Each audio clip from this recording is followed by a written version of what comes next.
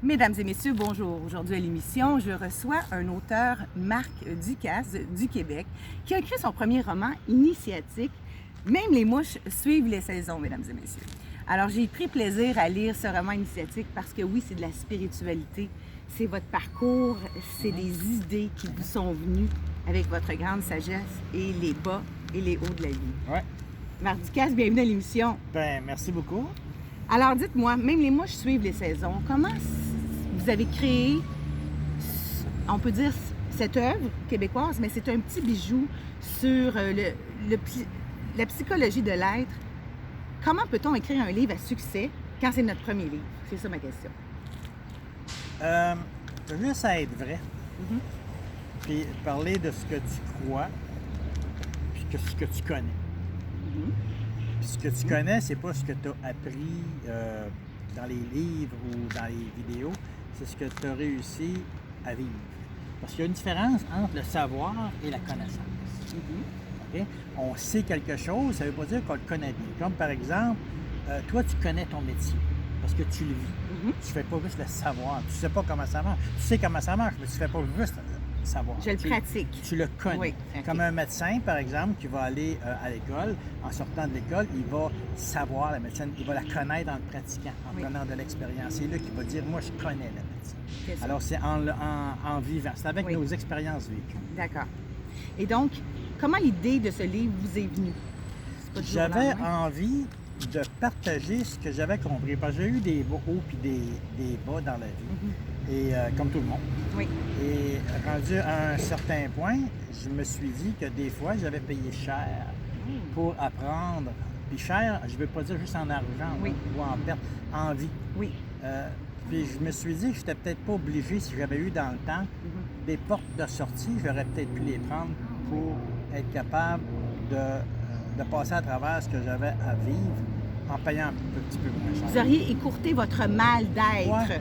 Si on veut, on peut mettre ça de même. J'aurais peut-être pas tout perdu comme j'ai fait. J'avais pas besoin d'aller si loin pour comprendre. Ben moi, ça m'est déjà arrivé, mais les gens ne le savent pas. Mais ça peut arriver à tout âge, que ce soit monétaire, des deuils aussi. On passe à travers plein de choses. Mais ce roman initiatique, c'est une démarche personnelle parce que c'est un roman, oui, il y a des personnages attachants. Ça se lit très, très vite. Mais il y a des clés, des conditions psychiques, comme je disais au début de l'entrevue, qui sont vraiment claires et nettes. Comme moi, j'ai compris que je ne vivais pas le moment présent dans ma vie. Oui. J'ai bien beau lire 100 livres, j'en ai lu des livres, M. Ducasse, puis c'était pas aussi clair et si limpide que vous. Oui. Est-ce que c'est vrai que lorsqu'on vous a formé, vous avez été prendre des cours pour reprogrammer votre subconscient? Expliquez aux gens à la maison. Ça, j'ai fait ça il n'y a pas longtemps, il y a peut-être un an, en fait. Oui, juste parce que ça m'intéressait. Parce que je crois que la plupart des choses qu'on fait, c'est par habitude, c'est par programmation. Les croyances, c'est ce qu'on nous a appris trois quarts du temps. On l'a appris de quelqu'un d'autre et on fonctionne avec ça. Puis il y a des croyances qui étaient bonnes quand on les a appris dans le temps, qui sont plus bonnes maintenant. Oui, c'est vrai. Mais qui sont encore fonctionnelles parce qu'on ne s'en aperçoit pas. Oui. Alors, c'est comme si un jour, je sais pas, moi, tu rencontres un ours puis tu as peur, c'est normal que tu fuis. Oui. Mais si c'est ancré dedans de toi, à chaque fois que tu vas voir quelque chose que tu as peur, tu vas fuir. Oui. Alors, cette programmation-là, qui était bonne quand le danger est arrivé, il fonctionne encore. Okay. Alors, il y a beaucoup de programmation dans la vie qu'on a, que ce soit vis-à-vis le bonheur, l'argent, les relations, qui étaient bonnes dans le temps. Oui. Et qui ne sont plus maintenant. Mais quand on arrive dans cette situation-là, c'est cette vieille programmation-là qui fonctionne encore. Et c'est ça qu'on peut être capable de changer. Oui, tout à fait, tout à fait. Parce qu'on a besoin de maîtres aussi spirituels ou d'enseignants ou d'enseignantes. Puis vous en êtes un avec votre livre. Je tiens à dire aux gens à la maison, hier, c'était la Journée internationale, d'acheter votre livre québécois. Puis moi, quand les gens m'approchent, je ne sais jamais qui je vais recevoir à l'émission. Et je me dis, vous, Marc Ducasse, pourquoi vous avez choisi de venir au Isabelle Junot Show? Est-ce que vous avez pensé peut-être que les gens à la maison qui sont vrais, qui m'écoutent, puis qui me regardent, qui m'encouragent, vous étiez peut-être un ange spirituel à dire, moi, là, cette animatrice-là, j'ai besoin de l'aider. Est-ce que vous voyez comme un messager ou plus comme un homme d'affaires qui a réussi en écrivant ce livre-là? Honnêtement, ni un ni l'autre. OK, j'adore ça, j'adore ça.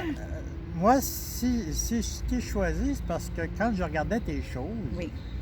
je trouvais que tu avais un front de bœuf. Ah, d'accord. Puis ça, je trouve ça intéressant. Quelqu'un qui fonce, qui est capable qui a des obstacles, Oui. puis qui réussit à passer quand même par-dessus, à arrêter de regarder derrière, Oui. puis de regarder devant. Oui.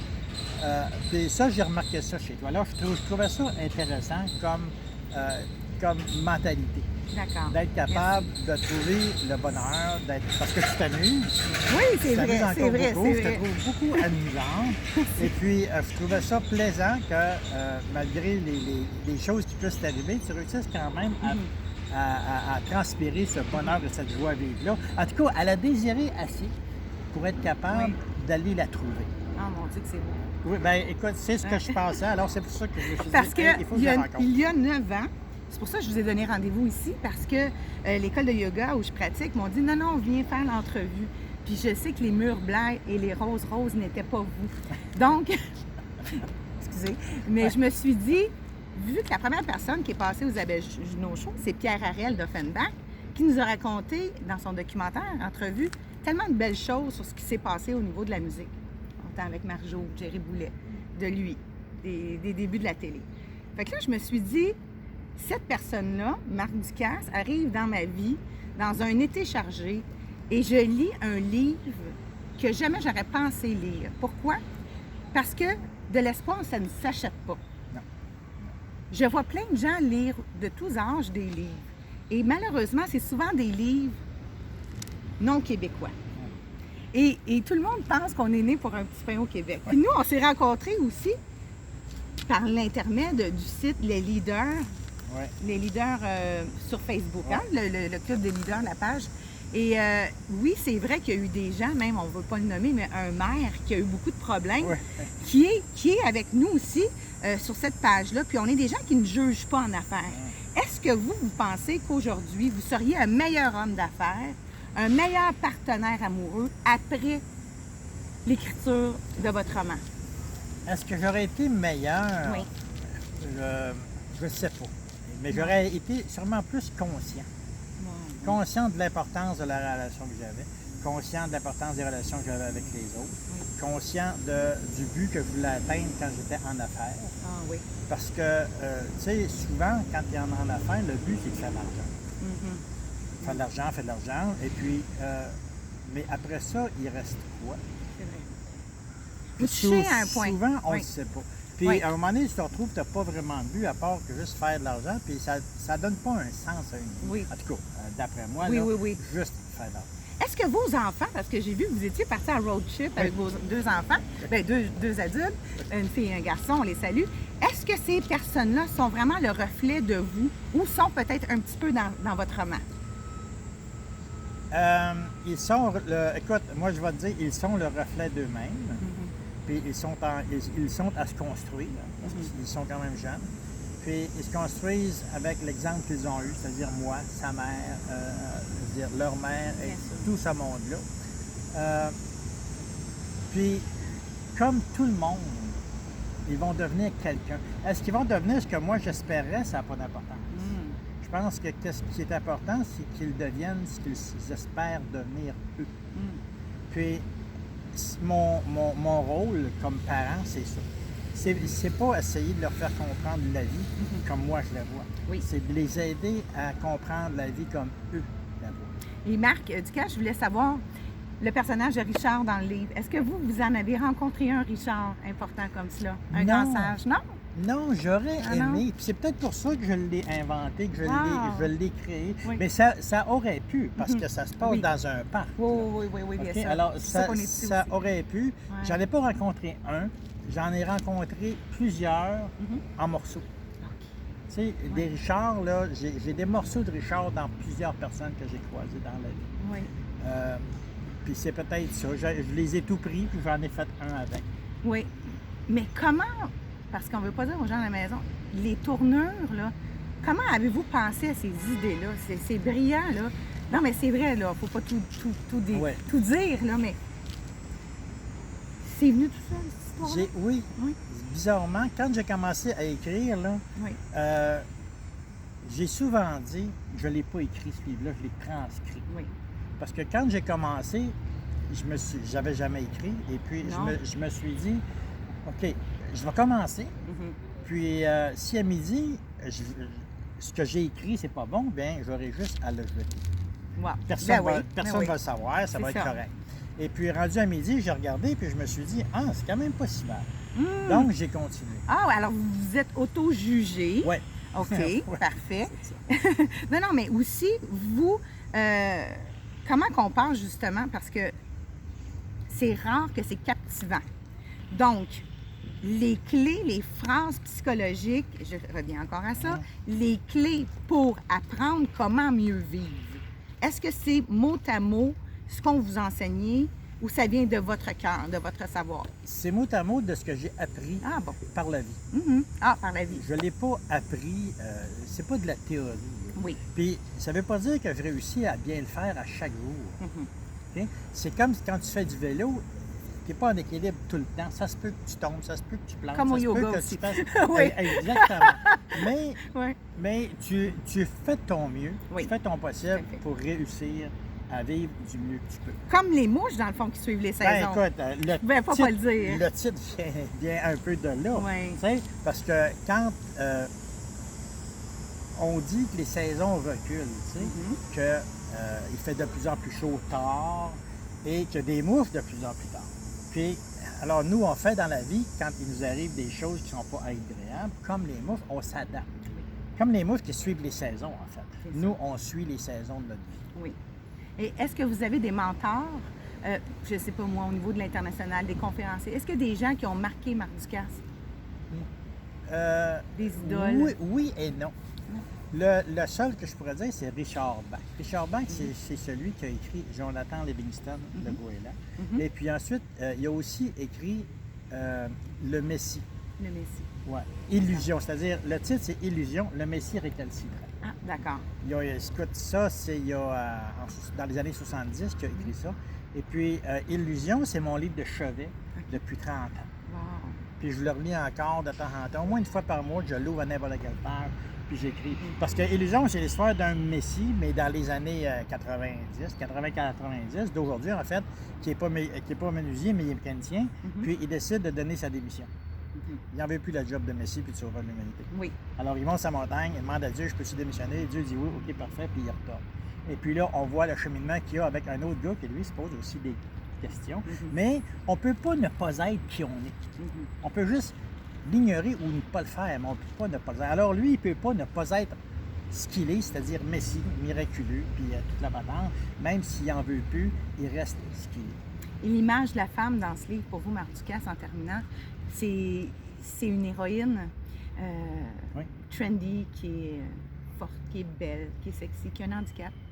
Et est-ce que vous avez trouvé votre femme idéale dans votre vie? Est-ce que vous avez réussi votre vie amoureuse pour écrire un si beau livre? Parce que c'est quand même romantique. Oui, bien moi, j'ai ma compagne maintenant depuis 16 ans parce que la mère de mes enfants, on s'est séparés quand tout a déboulé il y a une trentaine d'années. Oui. Pas une trentaine d'années, mais enfin. Et puis, c'est sûr que tu reconstruis ta vie. Peu importe jusqu'où tu peux aller, dans le fond du baril, comme on dit. Vient un temps où tu vas te mettre debout, puis tu vas reconstruire. Alors, c'est sûr que je l'ai fait. Et puis, je me dis souvent à moi-même que ça lui prend beaucoup de patience. Ah oui. Parce que vous êtes compliqué. Non, je parle trop. Ah je oui. parle, Ah oui. je parle beaucoup. Puis, C'est pas surprenant, là. Au début, on va bien ensemble. Au début de l'entrevue, je voulais que vous preniez votre livre dans vos mains, puis vous m'avez dit, c'est toi qui l'as lu. Et oui, les gens vont le lire à la maison, les gens vont l'acheter. Moi, je voudrais demander à Marc Ducasse s'il voudrait me lire un petit passage de son livre. Ben, certain. Mais un passage que vous pensez qu'on a tous besoin en ce moment. Parce que c'est Regarde bien presque la rentrée. Les gens vont retourner dans un esprit de travail et d'école. C'est drôle parce que tantôt, en attendant, je l'ai ouvert OK. par hasard pour le fun, puis je suis tombé là-dessus et va te lire ça. Parfait, je vous écoute. On vous écoute. Et c'est un passage où le portier d'hôtel parle avec le gars, parce qu'il y a un portier d'hôtel qui, Oui, j'aime ça. Oui. qui fait... Parfait, on vous écoute. OK. Approchez-vous. Alors, il explique. Lorsque nous avons un rêve ou un désir, nous le ressentons à l'intérieur de nous. Et chaque fois que nous pensons à ce désir, tant que nous gardons ce sentiment présent, tout est bien. Mais ensuite, lorsqu'après un certain temps, nous commençons à constater que notre désir ne s'est pas réalisé comme nous le voulions, nous commençons à ressentir le doute à y penser. Et c'est là que tout change. Quand vous commencez à ressentir le doute à la place du désir, l'univers répond à ce que vous ressentez. Et ce qui correspond n'est plus votre désir, mais le manque qui est relié à votre désir. C'était justement un des passages qui m'a comblé. Marc Ducasse, merci aux gens à la maison qui ont pris le temps d'écouter notre vidéo jusqu'à la fin. Au Isabelle Junot Show, on a toujours des invités aussi enrichissants, aussi positifs. Et j'espère que vous allez revenir et qu'on va avoir un tome 2, mesdames et messieurs. Est-ce que vous pensez? Bien, il y a un deuxième qui est en travail. Je suis certaine parce que c'est un rendez-vous. Alors, on peut se procurer aux éditions Le Dauphin Blanc. Dans toutes les librairies. Oui, sur Québec. Internet aussi. Puis il sort en France le 9 septembre. 2 jours avant la fête de mon père. Alors, je vais lui acheter pour son anniversaire. Merci beaucoup, Marc Ducasse. Bien, merci. Une belle saison à tout le monde. Et on vous dit au prochain rendez-vous à la télé québécoise. On va aller rencontrer encore vos vedettes pour des émissions québécoises. Alors, pour nous, c'est le livre de l'été 2019. Merci, Marc Ducasse. C'est moi qui te remercie. À bientôt. Bye. Merci.